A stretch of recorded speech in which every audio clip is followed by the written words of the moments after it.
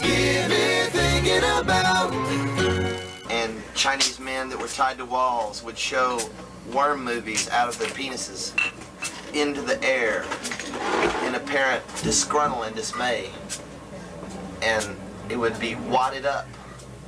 Like a little girl would wad up some tissue after she's blown her nose and looked in it in the horror of seeing little speckled pieces of blood in her snot that was on that rag that she had wadded up.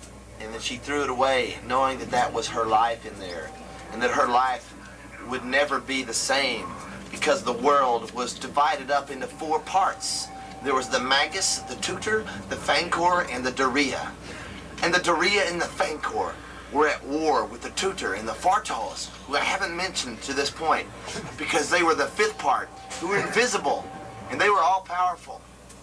And they were beyond the worms and beyond the Chinese men tied to the wall, who would show worm movies out of their penises, and who had originally been non-existent at all, and they never knew how to make fireworks or ever rifles, or even they never knew anybody from Saskatchewan, and they didn't know how to dial on the telephone.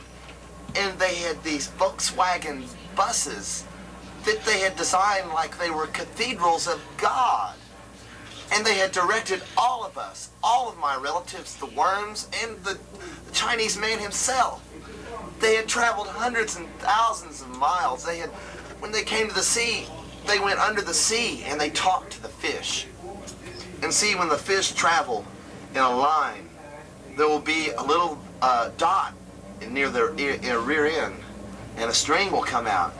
And I have made a kite before, and I have flown it out of the string that I got from the dots on fish's bottom ends.